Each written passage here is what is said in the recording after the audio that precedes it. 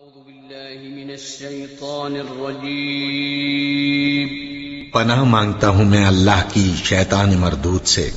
بسم الله الرحمن الرحيم شروع اللہ کا نام لے کر جو بڑا مہربان نہایت رحم والا ہے۔ أعوذ بالله من الشيطان الرجيم بسم الله الرحمن الرحيم أنتم هؤلاء جادلتم عنهم في الحياة الدنيا فمن يجادل الله عنهم يوم القيامة أم من يكون عليهم وكيلا ومن يعمل سوءا أو يظلم نفسه ثم يستغفر الله يجد الله غفورا رحيما ومن يكسب إثما فإنما يكسبه على نفسه وكان الله عليما حكيما ومن يكسب خطيئة أو إثما ثم يرم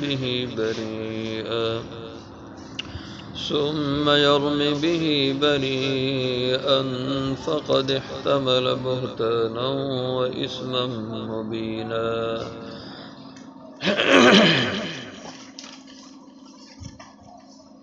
ہا انتم ہؤلاء ہاں تم وہی لوگ ہو جادلتم عنہم جو تم نے جھگڑا کیا ان کے بارے میں فی الحیات الدنیا دنیا کی زندگی میں فمن یجادل اللہ تو پھر کون جھگڑا کرے گا اللہ سے عنہم ان کی طرفداری میں یوم القیامہ قیامت کے دن اب من یکون یا کون ہوگا علیہم وکیلا ان کے لیے وکیل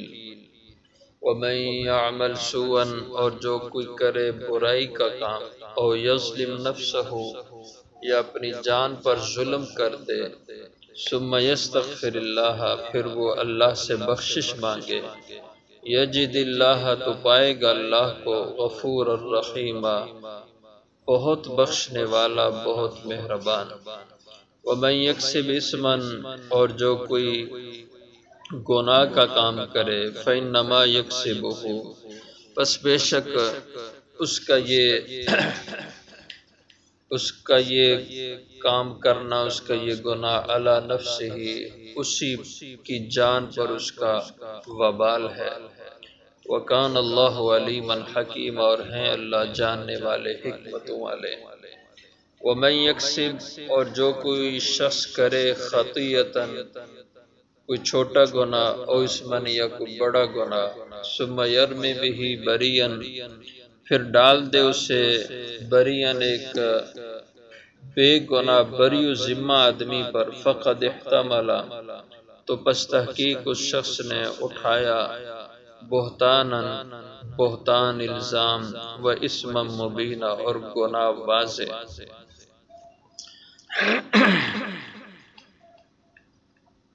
گزشتہ آیات سے بنو بیرق جو ایک خاندان تھا جس میں اکثریت منافقوں کی تھی مدینہ طیبہ کے رہنے والے تھے ان کی شرارتوں اور ان کی چوری کا بیان ہوا ان میں سے ایک شخص بشیر نامی منافق نے حضرت رفاع بن زید رضی اللہ عنہ کے گھر سے گندم کاٹا اور ان کے جنگی سامان تلوار زیرہ خود اس طرح کی چیزیں چرا لی اور اس چوری کے نشانات اس کے گھر تک گئے اور اس کے گھر سے آگے اس نے ایک شخص کے پاس ان چیزوں کو امانت کے طور پر رکھا اس کے گھر تک گئے اب جو حضرت رفاع بن زید رضی اللہ عنہ نے حضور تک یہ شکایت پہنچائی خود گئے نہیں تھے اس لیے کہ زبان ان کے منہ میں دانت نہیں تھے تو بات کر نہیں سکتے تھے سمجھ نہیں آتی تھی ان کی بات کی اپنے بھتیجے حضرت قتادہ کو حضور کے پاس بھیجا انہوں نے حضور سے عرض کیا تو اس قبیلے والوں کو پتہ چل گیا کہ ہماری شکایت حضور تک چلی گئی۔ انہوں نے آپس میں بیٹھک کی اور اس میں اپنے خاندان کی بے عزتی سمجھ کر اس کا دفاع کرنے کا ارادہ کر لیا، فیصلہ کر لیا، اور حضور کے پاس آئے کہ ہمارا آدمی بے گناہ ہے اور خام خواہ اس کو یہ بدنام کر رہے ہیں۔ اور حضرت قتادہ سے پوچھا کہ اس وقت جب چوری ہوئی کسی آدمی نے اس کو چوری کرتے دیکھا، کوئی گواہ؟ کہا رات کے اندھیرے میں کون گواہ ہوگا، کس نے دیکھا ہوگا؟ تو کہا جب کوئی دیکھنے والا نہیں، گواہ نہیں، تو تم جھوٹا الزام لگاتے ہو۔ اس پر حضور نے بھی ڈانٹا حضرت قتادہ رضی اللہ عنہ کو۔ اس پہ اللہ جل شانہ نے یہ آیات مبارکہ نازل فرمائیں اور ان کی ساری خباثت کو اللہ نے کھول کے بیان کیا کہ یہ جھوٹ بولتے ہیں اور چور اور اصل مجرم یہی لوگ ہیں، اور یہ لوگ چور کا ساتھ دے رہے ہیں، چور کے طرفدار بنے ہوئے ہیں۔ تو آج دنیا میں چور کی طرفداری، اس کی وکالت کر رہے ہیں، تو کل قیامت کے دن کون ان کی طرفداری کرے گا اور کون ان کا وکیل بنے گا؟ ہاں انتم ہاں اولا، ہاں تم وہ لوگ ہو، ایسے لوگ ہو جادل تم عنہم، جو تم نے اللہ کے نبی کے سامنے جھگڑا کیا، عنہم ان مجرموں کی طرف سے جواب دہی کی، فی الحیات الدنیا دنیا کی زندگی میں، فمن یجادل اللہ پھر کون جھگڑے گا اللہ سے، عنہم ان مجرموں کے بارے میں، ان کی طرفداری میں، یوم القیامہ قیامت کے دن۔ آج تو تم نے اس مجرم کا ساتھ دے کر اس کو چھڑوا لیا اور وقتی طور پر اپنے حق میں سارا ماحول بنا لیا، لیکن کل قیامت کے دن کون تمہیں چھڑائے گا جب تم مجرم بن کے پیش ہوگے، اور جو سب مجرم ہوں گے ان مجرموں کی طرفداری کون کرے گا؟ امن یکون علیہم وکیلا، یا کون ہوگا جو ان کے لیے وکیل بنے گا؟ تو فرمایا صرف دنیا کی زندگی نہیں ہے بلکہ اس کے بعد آخرت کا جہان بھی ہے، وہاں پہ بھی جا کے اللہ کو جواب دہ ہونا ہے۔ آج جو تم جھوٹ کو سچا ثابت کر رہے ہو، نہ حق کو حق ثابت کر رہے ہو، تو کل قیامت کے دن تم کیا اللہ کو جواب دو گے؟ وَمَن يَعْمَلْ سُوءًا أَوْ يَظْلِمْ نَفْسَهُ، اور جو شخص کے کرے کوئی بھی برائی کا کام، او یظلم نفسہ، یا اپنی جان پر ظلم کرے، لوگوں کا حق مار کر، لوگوں کا حق غصب کر کے، بددیانتی کے ساتھ جو اس سے کوئی ظلم زیادتی ہو گیا، اور پھر اس کے بعد ثم یستغفر اللہ، پھر اس نے توبہ استغفار کی، اللہ سے معافی مانگی، اللہ سے بخشش مانگی اپنے اس جرم گناہ پر، یجد اللہ غفور الرحیم، تو پائے گا اللہ کو بہت بخشنہار اور مہربان۔ اس لیے اگر تم اب بھی توبہ استغفار کر لو تو اللہ کو تم اپنے لیے غفور رحیم پاؤ گے، مہربان پاؤ گے۔ وَمَن يَكْسِبْ إِثْمًا، اور جو کوئی شخص کے کرے گناہ کا کام، فَإِنَّمَا يَكْسِبُهُ عَلَى نَفْسِهِ، توبہ نہیں کرتا، اڑا رہتا ہے اپنے گناہ پہ، مصر رہتا ہے، تو بے شک اس کی یہ کمائی، اس کا یہ گناہ کرنا، عَلَى نَفْسِهِ، اس کی اپنی جان پر اس کا اثر ہے، اسی کی جان پر اس کا بوجھ اور وبال ہے، کل خود اس کا خمیازہ بھگت لے گا۔ اس لیے جب بھی کوئی گناہ جرم کرو، کسی انسان کا حق مارو، تو سوچ رکھو کہ یہ سارا بوجھ تمہاری جان پہ پڑنے والا ہے، اور یہ سب کچھ تم نے خود اپنے آپ پر یہ بوجھ لادنا ہے، اس کا بوجھ خود اٹھانا ہے، تو پھر دیکھ لو آخرت میں تمہارا کیا بنے گا۔ وَكَانَ اللَّهُ عَلِيمًا حَكِيمًا، اور یہ نہیں ہے کہ جو کچھ تم کر رہے ہو یہ تم چھپا سکو گے اپنے جرائم کو، جس ذات کے ساتھ تمہارے ان جرائم کا معاملہ ہے، حساب کا معاملہ ہے، وہ ذات وَكَانَ اللَّهُ عَلِيمًا حَكِيمًا، وہ اللہ جاننے والا ہے، علم وسیع، علم محیط کا مالک ہے، حکیمہ حکمتوں والا ہے کہ وہ آج دنیا میں تمہیں چھیڑ نہیں رہا، دنیا میں تمہارے جرائم پہ تمہاری گرفت نہیں کر رہا، اس پہ تمہیں عذاب نہیں دے رہا، یہ اس کی حکمتیں ہیں، اور کل قیامت کو تو وہ اس کا حساب ضرور لے گا۔ وَمَن يَكْسِبْ خَطِيَّةً، اور جو شخص بھی کوئی بھی گناہ کا کام کرے، او اسمن، تو خطیہ اور اسما دو لفظ یہاں استعمال فرمائے،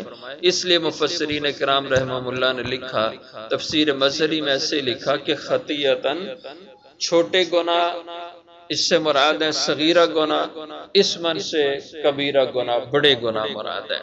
وَمَن يَكْسِبْ خَطِيَّةً، اور جو کوئی چھوٹے گناہ صغیرہ گناہ کرے، اور اسمن یا بڑے گناہ کبیرہ کرے، ثُمَّ يَرْمِ بِهِ بَرِيًّا، پھر اسے ڈال دے کسی بری و ذمہ آدمی پہ۔ یہ جو فرمایا نا کہ ثُمَّ يَرْمِ بِهِ بَرِيًّا، یہ اس واقعے کا حصہ ہے۔ اس بشیر منافق نے جب یہ سامان یہاں سے چوری کیا حضرت رفاع کے گھر سے، اور جا کر اپنے گھر لے کے گیا، پھر سوچا کہ صبح کو جب اس کی تفتیش شروع ہوگی تو کہیں اس کا کھورا میرے گھر تک نہ پہنچ جائے، اور سامان برآمد ہو گیا تو میں پکا مجرم چور بنوں گا۔ اس لیے یہ اٹھایا اور ایک دوسرے شخص تھے جن کا نام لبید تھا، ان کے گھر میں جا کے، وہ دوسرے محلے میں رہتے تھے، وہاں جا کے سامان رکھ دیا اور کہا یہ امانت ہے میری، اور جب میں چاہوں گا مطالبہ کروں گا تو تم یہ امانت مجھے دے دینا۔ انہوں نے کہا ٹھیک ہے، میرے پاس امانت رکھ دو۔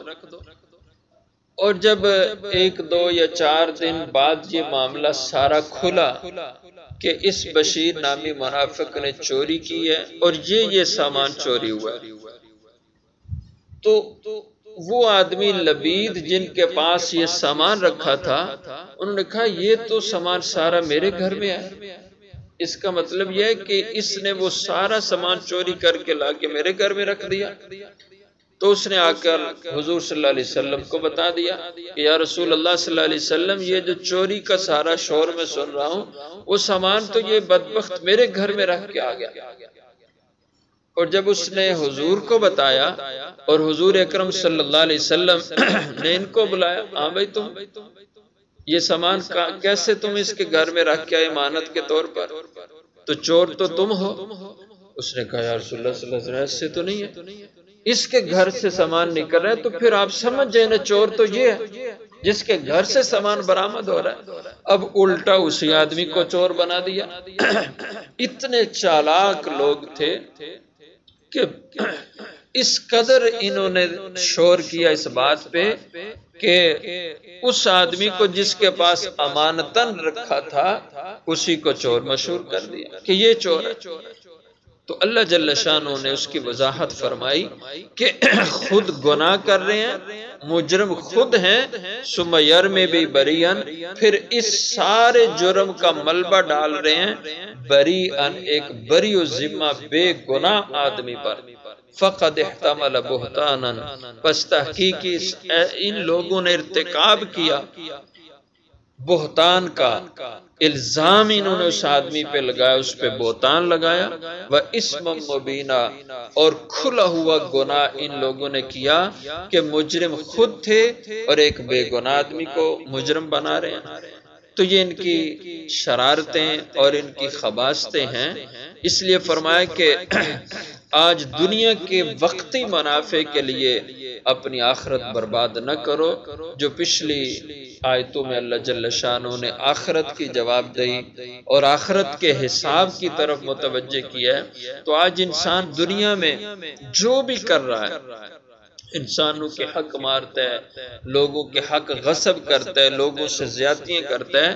تو اللہ تعالیٰ نے اس کی طرف متوجہ فرمایا